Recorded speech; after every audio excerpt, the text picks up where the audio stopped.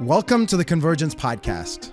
I'm your host, Ashok Shivanan. This concept of working code versus just telling folks here's what it's going to look like. Always stuff comes up, and when you can show that it's quick to be fixed in this approach, that's the best way of getting the business bought in. On this show, we'll deconstruct the best practices, principles, and the underlying philosophies behind the most engaged product teams who ship the most successful products.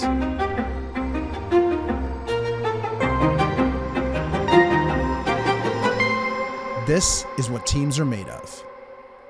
Welcome back to the Convergence Podcast, folks. Today's episode dives deep into the complex balance of creativity and structure, especially while executing as a scaled team.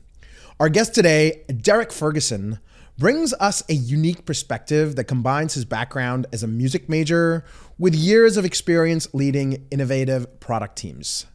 Today, Derek is the Chief Software Officer for the Fitch Group, a leading financial information services provider, where he focuses on driving innovation across over 600 software developers, while they manage the evolution of key products and workflow systems that provide credit ratings, research, and analytics to their global customer base. Prior to Fitch, Derek worked at JP Morgan Chase, Bear Stearns, and Interaccess, and he also wrote a number of books from Microsoft Press that helped Microsoft on their mission to bring internet to the masses in the 90s. He was also the editor-in-chief at the .NET Developers Journal.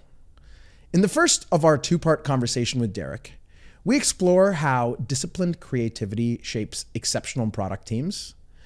Derek shares insights on how one of the largest banks in the world had 3 out of 4 things go right for them as they built one of the best digital experiences in the space. One that I will testify is pretty great. We get to hear about lessons in navigating the challenges of trust and collaboration with business stakeholders, and how, believe it or not, it was an Agile coach that was instrumental in that journey there. Whether you're leading a product organization or an engineering organization, or you're curious about what makes teams thrive, this episode offers plenty of inspiration and actionable advice that can help. Next week, Derek will join us again, and we'll get to talk about his experience rolling out both generative AI and DORA metrics across his engineering team, and the parallels that he sees with the adoption of AI in the enterprise to when they adopted the internet back in the 90s. Subscribe to the podcast to get future episodes as soon as they're published. If you find this helpful, give the podcast a 5-star rating on your podcast app or hit that like button on YouTube. Here is Derek. Derek, welcome to the show. One thing that I was pretty fascinated and curious about your background is that you started out as a music major, and in the years of working with hundreds of product folks and software engineers, I've personally had a weakness for folks who studied music, especially classical music, and as in their earlier days, or studied music in post-secondary. And I'm curious to know if you've got any similar observations around my hunches on why music majors tend to make pretty good software engineers when they switch over. Is it a matter of the fact that as people are learning that disciplined style of creativity, it falls somewhere on the spectrum the same place as software engineering does, which is it's neither a purely one side of your brain pursuit like painting, which is just, thoroughly creative, and it's not completely mathematical on the other side. It really lies at the intersection of the two. It's applying principles of organization and structure to chaos to produce something which is ordered and serves a purpose. In the case of music, that's entertaining people's ears, but in the case of software, it's producing useful applications. I really like the way you said a disciplined approach to creativity. I think a lot of folks have the misconception that those are mutually exclusive, that either you can be really structured and disciplined or you're being creative. And I think really great product teams have that ability to be really disciplined in their innovation and creativity and as we know from design thinking, there's room for divergent thinking, and then there's room for convergent thinking of taking all those wacky ideas and prioritizing them and putting them into action. So I know you've worked on one of the best digital experiences for a bank. And, the industry and financial institutions, I think, really requires that for a bank qualifier, which may or may not count so much as a huge accolade, just given how terrible some of the experiences are and may not have been updated from the early 2000s. And you did this at a really big financial institution. And I'm curious to know, what do you think set that team apart or that organization apart when everyone probably started from a similar place, but the spread was so far apart in terms of the really great experiences to the really average ones? Something that I think doesn't get talked about enough is that the evolution of team structure in Agile and the revolution of design and architecture in microservices, those two things are really fundamentally interlinked, along with DevOps. So I would put that as sort of the third point in the triangle, that you can't have proper Agile methodology unless you have software which is independent enough that you can actually stand up squads to build and maintain that software that aren't constantly going to have these tight couplings. The software has to be decoupled in order for the teams to be decoupled. And then DevOps is the third part of that triangle. You got to have that too, because if all of the squads are independent from each other, but they still have to keep going to this third party to say, can you release our software, please? Can you release our software, please? Can you release it? That becomes that implicit connection between the 3 points. So at the organization I was at, all three of those revolutions were taking place simultaneously. And I think if I had to point to one thing that really allowed that process and that software that we built to be super successful, I would probably point to the fact that those three things were happening. And I guess if I had to add on a third, the organization I was at was famously slow to adopt cloud. The fourth thing is the thing that probably would have made it an even more successful implementation, but at least we had three of the four, right? For a big company to adopt a radically different style of working is like changing the direction of an ocean liner. We're not on jet skis. So 3 out of 4 is a lot better than I think a lot of the organizations of that size.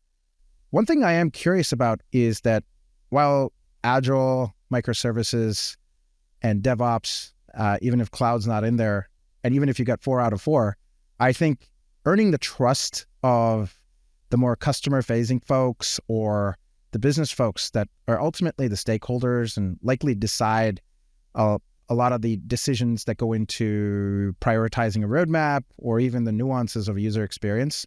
How did those folks get bought in? When we first went to the business and said, what's the tiniest piece that we can give you that you will actually be using after 2 weeks? They were suitably mystified, amused, befuddled. It's like, wait, that's what I would expect. You can't give us anything that we would actually be using in 2 weeks. And we happened to have the benefits. I can't take credit for this. I watched and I learned from it, but this was my formative experience as opposed to me being the wise and expert at this point in time. We had a great Agile coach who was able to essentially embark on a negotiation process and an explanation process with the business to say, I know that you feel like you need everything before you can use any of it. But let's think back to other times when this has been done, because, everyone on this team was experienced enough to have been to this rodeo a few times. Has that ever worked out well for you? Has it ever worked out well that you've told the technology team what you want and they go away for 2 years and they build and then they come back, and is it still the stuff you want? Let's just try a little piece. And, sure enough, we I don't think we got a piece that they could use after 2 weeks, but we had a piece that they were using after a month. And at first, they had the hesitancy that a lot of businesses have, which is they had to go to their old system and do 99% of the work, and then swivel chair over to the new system and do 1% of the work that first, month. And then the next month, they were coming over here and doing 95% of the work and swiveling over here to do 5%. But the reinforcement of the value of this, of course, winds up being when things get discovered.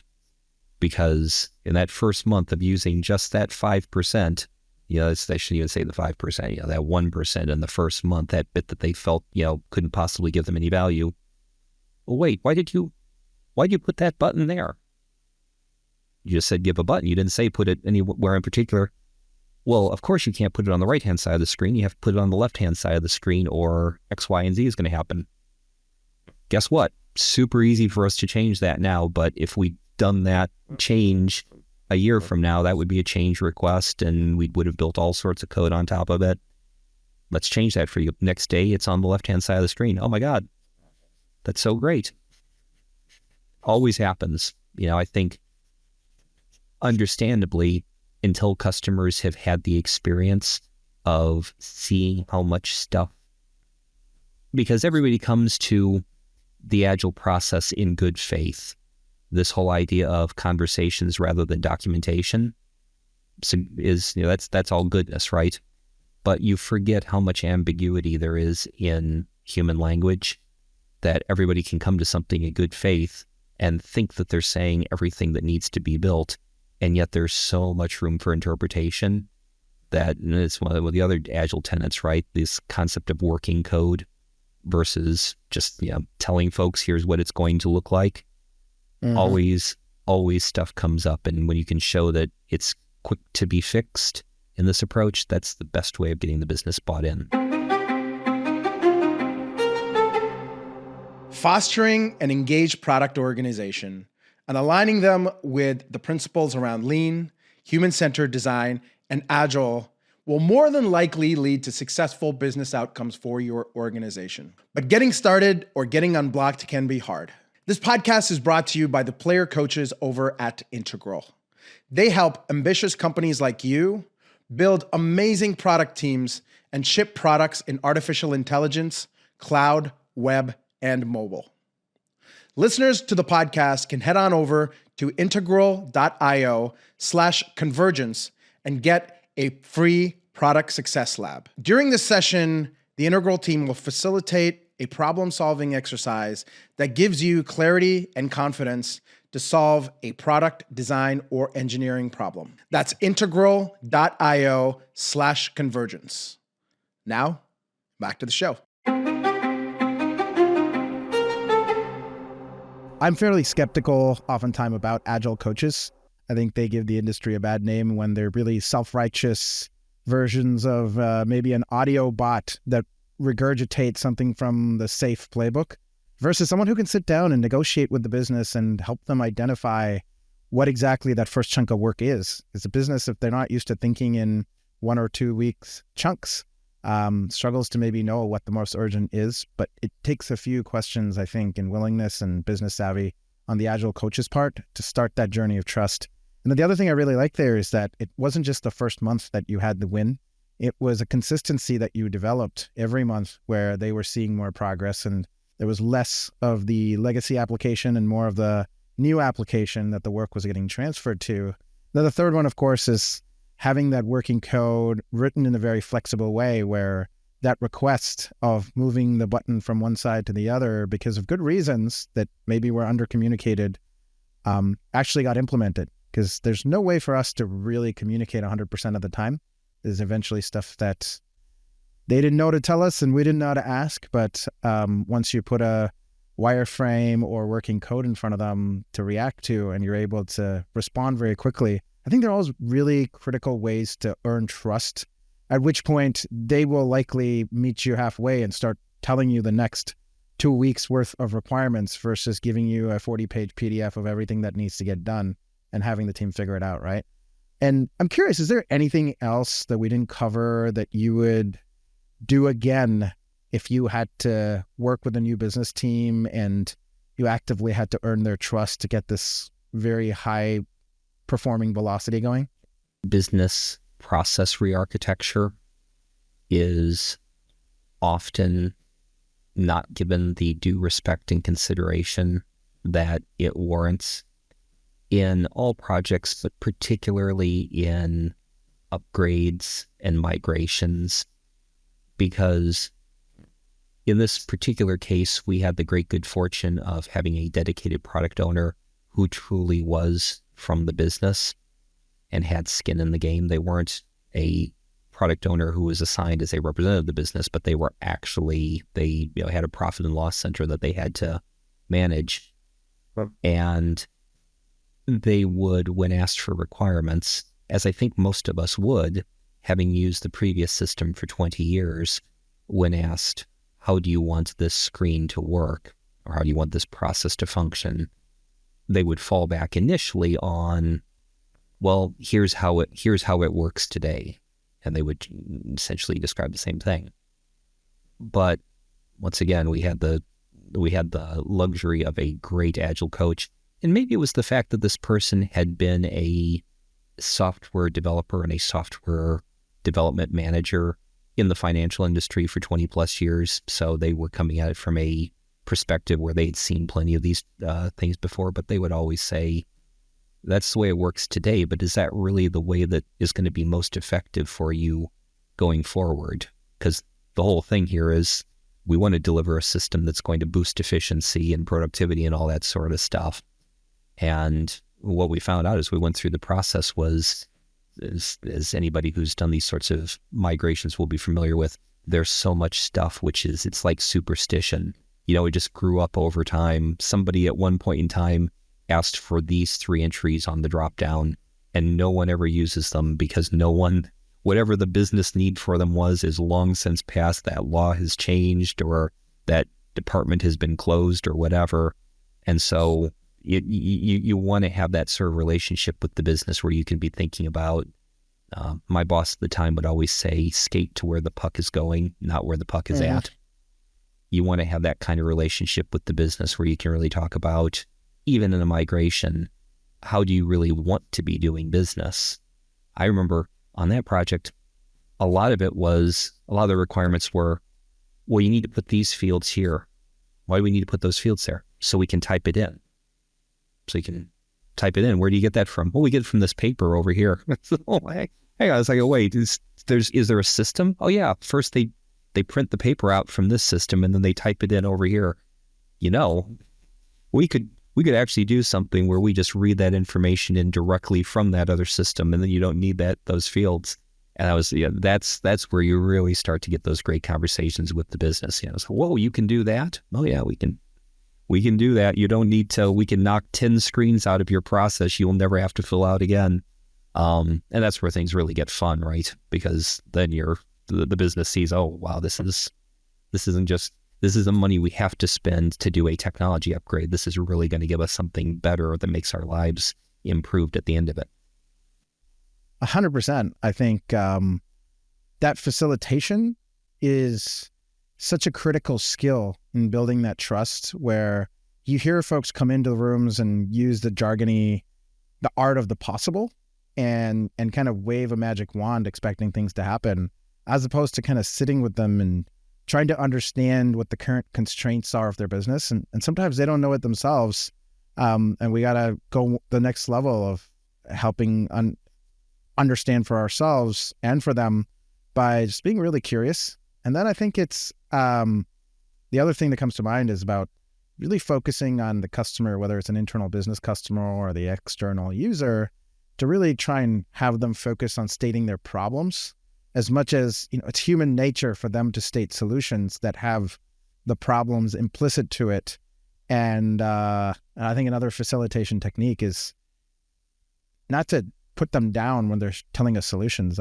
I go through the extra step, and our team at Integral did, where we would let them really ramble on about this amazing new solution that they had, and then understand that, and then ask follow-up questions of why. to that solution to really distill the problem. So you're not cutting them off or telling them how they're communicating is wrong. And you're using that also as a little interpersonal technique to allow them to express themselves and feel heard, but also use that as a jumping off point to understand the underlying problem or constraint that they're trying to solve for. And then it's an open conversation of like, hey, if we solve this problem, what does business look like for you in the future versus that problem? And then prioritization and everything else kind of also tends to have a little bit more of a natural flow versus trying to prioritize across solutions without knowing what the problem is, right?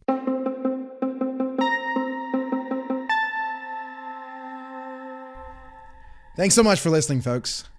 Stay tuned for next week's episode when Derek returns to share his stories as well as a roadmap of how they're rolling out generative AI across Fitch's development team, their adoption of DORA metrics, and some counterintuitive stories from the field, and Derek's reasons for optimisms for the future of software engineering and software products with the adoption of generative AI in the industry. Make sure to hit that subscribe button on wherever you're listening to this podcast so you get notified when that episode drops. Have a great week.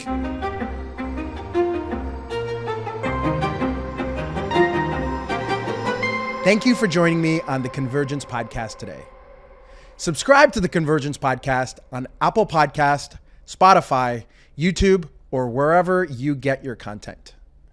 If you're listening and found this helpful, please give us a 5-star review. And if you're watching on YouTube, hit that like button and tell me what you think about what you heard today.